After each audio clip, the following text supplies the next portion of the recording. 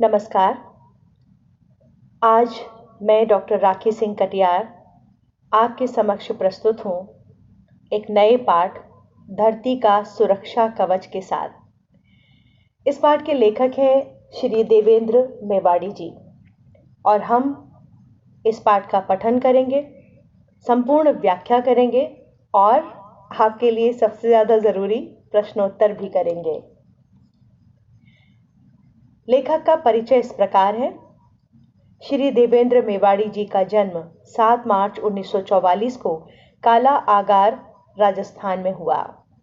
11 पुस्तकों के अतिरिक्त प्रमुख पत्र पत्रिकाओं में सैकड़ों विज्ञान लेख, कहानियां और विज्ञान कथाएं प्रकाशित हो चुकी हैं। हिंदी में स्तरीय विज्ञान लेखन के लिए इन्हें उत्तर प्रदेश हिंदी संस्थान द्वारा प्रतिष्ठित आत्माराम पुरस्कार से सम्मानित किया गया।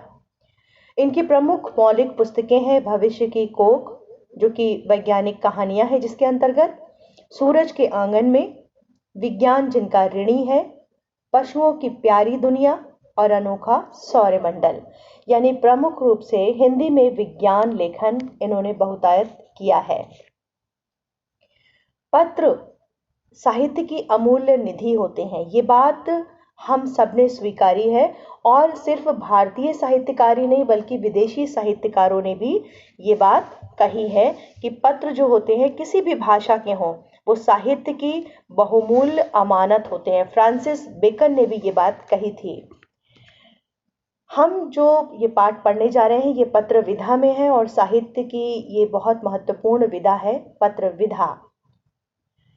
इस पत्र में प्रमुख रूप से आप पढ़ेंगे कि ओजोन की परत के बारे में जानकारी दी गई है, वायुमंडल के बारे में जानकारी दी गई है, साथ ही साथ विश्व ओजोन दिवस कब और कैसे मनाया जाता है उसकी जानकारी दी गई है। तो आइए आपकी जो जिज्ञासा है उसको शांत करने के लिए आरंभ करते हैं हम ये पाठ। प्रिय पल्लवी, सदा खुश रहो। तुम्हारा पत्र पाकर मुझे बहुत खुशी हुई। ये जानकर और भी अधिक हर्ष हुआ कि तुम में नई चीजों को सीखने और नई बातों को जानने की ललक है। तुमने लिखा है कि तुम पत्र लिखकर अपने सवालों के जवाब मुझसे पूछा करोगी। ये तो बहुत ही अच्छी बात है। मेरी प्यारी पोती, मैं भी तुम्हारी जिज्ञासा भरे पत्रों को पढ़कर अपने बचपन के वे दिन याद कर लूंगा, जब मैं भी तुम्हारी तरह तमाम चीजों के बारे में जानना चाहता था। चलो, अब तुम्हारी इस जिज्ञासा का उत्तर देता हूँ, अन्यथा तुम कहोगी कि लो, दादाजी तो अपने बचपन के दिन याद करने लगे। लेकिन एक बात तुम्हें जरूर बता दूं कि विज्ञान में मुझे भी बचपन से तुम्हारी तरह गहरी रुचि थी, इसीलिए मैं वैज्ञानिक बना। हाँ, तो तुमने अपने पत्र में लिखा है कि दादाजी ये ओजोन का कवच क्या होता है, इसे पृथ्वी का सुरक्षा कवच क्यों कहते हैं? पल्लवी, मैं समझ गया। तुम्हें अचानक ओजोन की याद क्यों आ गई? तुमने अखबार में पढ़ा होगा कि ओजोन की परत में छेद हो रहा है, वो कमजोर पड़ रही है। ये बड़ी चिंता का विषय है। क्यों, मेरा अनुमान ठीक है ना? और तुम्हें यह भी जरूर पता लग गया होगा कि सितंबर माह करीब है और 16 सितंबर का दिन विश्व ओजोन दिवस के रूप में मनाया जाता है। ओजोन और ओजोन के सुरक्षा कवच को समझने के लिए तुम्हें पहले वायुमंडल को समझना होगा। जानती हो वायुमंडल क्या है? तुम मेरे सामने होती तो शरारत से मुंह बनाकर कह देती, क्या दादाजी, मैं इतना भी नहीं जानती कि पृथ्वी के चारों ओर रजाई की तरफ वायुमंडल की परत लिपटी है, उसी में तो हम सांस लेते हैं। अच्छा, तो ये बताओ पल्लवी कि जिस हवा में हम सांस लेते हैं उसमें कौन कौन सी गैसें पाई जाती हैं? अरे, मैं तो ऐसे पूछ रहा हूं जैसे तुम सामने ही बैठी हो। वैसे जब भी मैं तुम्हारे बारे में सोचता हूं तो तुम्हें जैसे अपनी आंखों के सामने देखने लगता हूं। हाँ, तो चलो मैं ही बताता हूँ। वायुमंडल में मुख्य रूप से दो गैसें होती हैं, नाइट्रोजन और ऑक्सीजन। इनमें से नाइट्रोजन करीब 78% और ऑक्सीजन 21% होती है। परंतु ये तो 99% ही हुआ। बाकी जो 1% है उसमें बहुत ही कम मात्रा में organ, carbon dioxide, hydrogen, neon, helium, krypton, xenon और ओजोन नामक गैसें पाई जाती हैं। इतने बड़े और अनजाने नाम सुनकर घबराना मत। हमें तो अभी बस ओजोन की बात करनी है। तो पल्लवी, ये जो ओजोन है ये हमारी पृथ्वी से ऊपर करीब 15 से 40 किलोमीटर की ऊंचाई की परत में पाई जाती है। वायुमंडल की इस परत को हम क्या कहते हैं? समताप मंडल, या अंग्रेजी में हम इसे स्ट्रेटोस्फेयर कहते हैं। तुम पत्र पढ़ते पढ़ते मन में पूछोगी, दादाजी आप तो 15 से 40 किलोमीटर ऊंची परत की बात कर रहे हैं, उससे नीचे और ऊपर क्या है? तो मेरा जवाब है, जिस वायुमंडल को तुम रजाई कह रही थी उसकी 5 परतें हैं। पृथ्वी की सतह से 15 किलोमीटर ऊपर तक क्षोभ मंडल यानी कि ट्रोपोस्फेयर, फिर समताप मंडल या स्ट्रेटोस्फेयर जिसमें ओजोन गैस पाई जाती है, 40 से 80 किलोमीटर तक मध्य मंडल या मीजोस्फेयर, 80 से 300 किलोमीटर तक तापमंडल या थर्मोस्फेयर, और 300 से 700 किलोमीटर तक बहिर्मंडल या एक्सोस्फेयर। वहां तक तो हवा बहुत ही हल्की यानी विरल हो जाती है, और उसके बाद असीम अंतरिक्ष है। अच्छा, अब एक बात और अच्छी तरह समझ लो, सूर्य से पृथ्वी की ओर जो प्रकाश आता है उसमें बड़ी तेज पराबैंगनी यानी अल्ट्रावायलेट किरणें भी होती हैं। वे अगर सीधी पृथ्वी पर पहुंच जाएं तो उनसे मनुष्यों, जीव जंतुओं और पेड़ पौधों का जीवन खतरे में पड़ सकता है।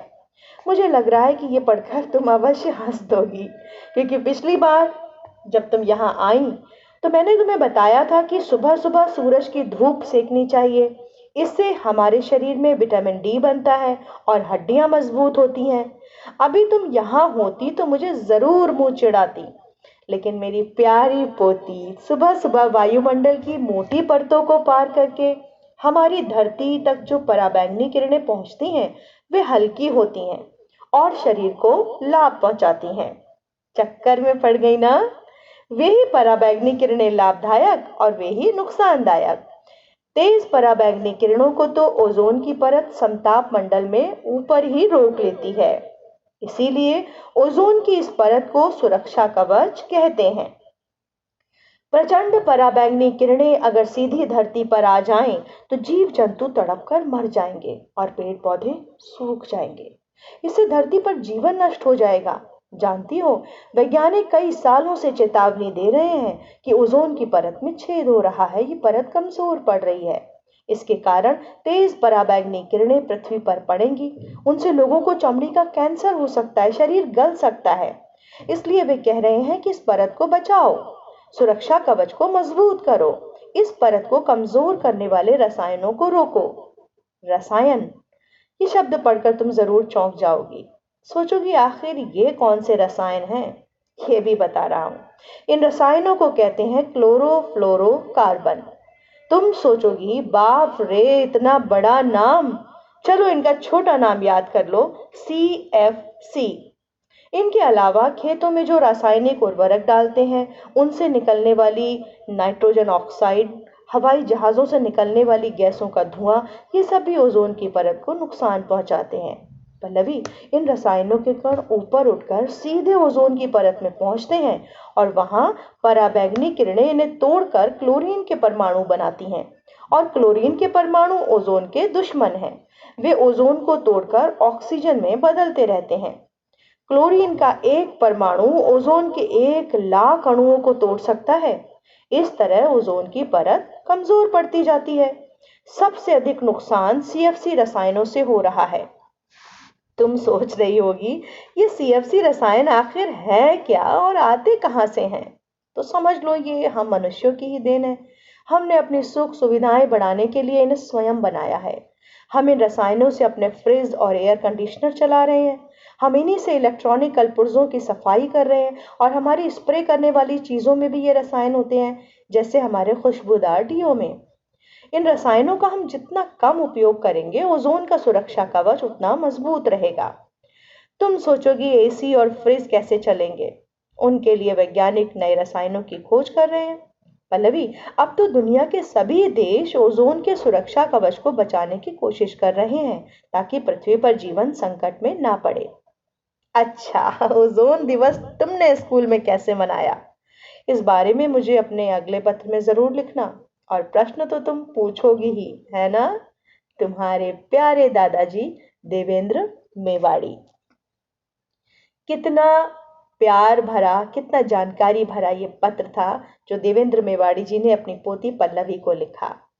अब आइए इस पत्र की प्रमुख बातों पर एक बार फिर से सरसरी निगाह डालते हैं। इस पत्र में वायुमंडल का संगठन बताया गया। पृथ्वी में वायुमंडल जो है उसमें कितनी परतें हैं उनके बारे में बताया गया।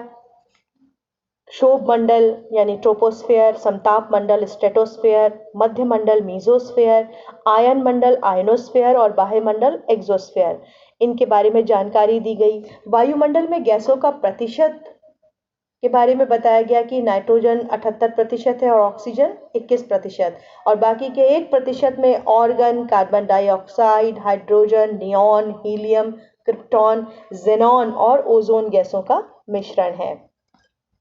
सूर्य की किरणों के बारे में बताया गया कि ये हमारे लिए लाभदायक भी हैं और नुकसान भी पहुंचाती हैं। किस रूप में, आइए पढ़ते हैं। सूरज की किरणों से हमें बहुत लाभ होता है। पाठ के अलावा भी कुछ जानकारी मैंने आपके लिए एकत्रित की है, वो आपसे बांटना चाहूंगी कि इससे मिलने वाले विटामिन डी से हमारी हड्डियां मजबूत होती हैं। ये हमारे जीवन में रोशनी फैलाती हैं, हमें तनाव और अवसाद से बाहर लाती हैं। ये बहुत बड़ी बात है। टेंशन और डिप्रेशन से बाहर लाने में सूर्य की किरणों का योगदान होता है, क्योंकि उसका एक कारण है कि विटामिन डी मस्तिष्क में सेरोटोनिन और डोपामाइन का सिक्रीशन करता है और वो सिक्रीशन में इतनी महत्वपूर्ण भूमिका होती है कि इस वजह से हम डिप्रेशन और टेंशन से बाहर निकलते हैं। सूरज हमारे शरीर में मेलाटोनिन नामक हार्मोन पैदा करता है और ये हार्मोन हमें रात को नींद आने में मदद करता है। आप सुनते हैं ना, कई लोग कहते हैं हमें नींद नहीं आती है, तो सूर्य की रोशनी, प्रातःकालीन सूर्य की रोशनी जरूर उन्हें ग्रहण करनी चाहिए। अब सूरज की जो पर्याप्त रोशनी है वो हमारे शरीर के उस तत्व को बनाए रखती है जो हमारे शरीर के बायोकेमिकल, फिजियोलॉजिकल और बिहेवियरल प्रोसेस को बनाने में मदद करता है।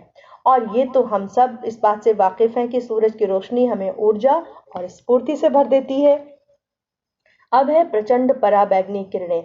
जैसा कि देवेंद्र मेवाड़ी जी ने पल्लवी को लिखा था कि अगर ये किरणें सीधी धरती पे आ जाएं तो जीव जंतु तड़प कर मर जाएंगे, पेड़ पौधे सूख जाएंगे, धरती पर जीवन नष्ट हो जाएगा, लोगों को चमड़ी का कैंसर हो सकता है और शरीर गल भी सकता है। इतनी सारी जो हानियां हैं वो प्रचंड पराबैंगनी किरणों की वजह से हैं। अब ओजोन परत को नुकसान पहुंचाने वाले रसायनों का जिक्र कर लेते हैं। क्लोरोफ्लोरोकार्बन यानी कि CFC, खेतों में डालने वाले रासायनिक उर्वरक, उनसे निकलने वाली नाइट्रोजन ऑक्साइड बहुत नुकसान पहुंचाती है और हवाई जहाजों से निकलने वाली गैसों का धुआं भी उतना ही हानिकारक होता है। ओजोन के सबसे बड़े दुश्मन क्लोरीन के परमाणु हैं, क्योंकि हमने पढ़ा था कि खतरनाक रसायनों के कण ऊपर उठकर सीधे ओजोन की परत में पहुंचते हैं। वहां पराबैंगनी किरणें इन्हें तोड़कर क्लोरीन के परमाणु बनाती हैं और क्लोरीन के परमाणु ओजोन को तोड़कर ऑक्सीजन में बदलते रहते हैं। और हमने ये भी पढ़ा था कि क्लोरीन का एक परमाणु ओजोन के 1 लाख अणुओं को तोड़ सकता है। अब CFC यानी क्लोरोफ्लोरोकार्बन मनुष्यों की ही देन है, हमारी गलतियां हैं जो हम भुगत रहे हैं। इन रसायनों से फ्रिज और एयर कंडीशनर चलते हैं, जिनके बिना आज हम जीवन की कल्पना ही नहीं कर पाते हैं। इन्हीं से इलेक्ट्रॉनिक कलपुर्जों की सफाई होती है और स्प्रे करने वाली चीजों में भी ये रसायन होते हैं। अब हम प्रयास क्या कर सकते हैं? एक तो ये कि CFC रसायनों का कम से कम प्रयोग करें और ओजोन के सुरक्षा कवच को मजबूत बनाएं। पृथ्वी पर जीवन संकट में ना पड़े, इसके लिए अधिक से अधिक वृक्ष लगाने होंगे। सिर्फ समारोह मनाना हमारा उद्देश्य नहीं होना चाहिए, बल्कि हमारा उद्देश्य वो हो कि प्रकृति हमें जो देती है हम भी उसको कुछ अंश दे पाए। अब बारी है प्रश्नोत्तर की। पल्लवी को ओजोन की याद क्यों आ गई? पल्लवी को ओजोन की याद अखबार पढ़कर आई होगी, ऐसा उनके दादाजी कल्पना कर रहे थे। तो पल्लवी को ओजोन की याद अखबार पढ़कर आई। बहुत जिज्ञासु प्रवृत्ति की थी वो, और अपनी जिज्ञासा को शांत करने के लिए उसने अपने दादाजी को पत्र लिखा। समताप मंडल या स्ट्रेटोस्फेयर किसे कहते हैं? हमारी पृथ्वी से ऊपर करीब 15 से 40 किलोमीटर की ऊंचाई पर वायुमंडल की जो परत है उसे समताप मंडल कहते हैं और ओजोन परत इसी में पाई जाती है। ओजोन की परत को सुरक्षा कवच क्यों कहते हैं? में ओजोन की परत को सुरक्षा कवच इसलिए कहते हैं क्योंकि ये तेज पराबैंगनी किरणों को समताप मंडल में ऊपर ही रोक लेती है, इसलिए हम उससे होने वाले नुकसान से बच जाते हैं। ओजोन परत कमजोर कैसे पड़ रही है? हमने अभी पढ़ा था कि हानिकारक रसायनों से बने क्लोरीन के परमाणु ओजोन को तोड़ देते हैं, जिससे ओजोन की परत कमजोर पड़ती जा रही है। देवेंद्र मेवाड़ी को अपनी पोती का पत्र पढ़कर खुशी क्यों हुई? देवेंद्र मेवाड़ी को अपनी पोती का पत्र पढ़कर इसलिए खुशी हुई क्योंकि उन्हें लगा कि उनकी पोती भी अब अपने पर्यावरण के प्रति जागरूक है और उसकी विज्ञान में रुचि है। पल्लवी सामने होती तो दादाजी को वायुमंडल के बारे में क्या बताती? पल्लवी सामने होती तो शरारत से मुंह बनाकर कहती, क्या दादाजी, मैं इतना भी नहीं जानती कि पृथ्वी के चारों ओर रजाई की तरह वायुमंडल की परत लिपटी है, उसी में तो हम सांस लेते हैं। वायुमंडल में कौन सी प्रमुख रूप से दो गैसें और उनका प्रतिशत क्या है? वायुमंडल में मुख्य रूप से दो गैसें होती हैं, नाइट्रोजन और ऑक्सीजन। इनमें से नाइट्रोजन करीब 78% और ऑक्सीजन 21% होती है। पराबैंगनी किरणें कैसे लाभदायक हैं और कैसे हानिकारक हैं? तो सुबह सुबह की धूप सेकने से हमारे शरीर में विटामिन डी बनता है, जिससे हमारी हड्डियां मजबूत होती हैं। और जो प्रचंड पराबैंगनी किरणें हैं वो जीव जंतुओं को, पेड़ पौधों को, सबको समाप्त कर देती हैं और कर सकती हैं क्योंकि उनमें इतनी प्रचंडता, इतनी तीव्रता होती है।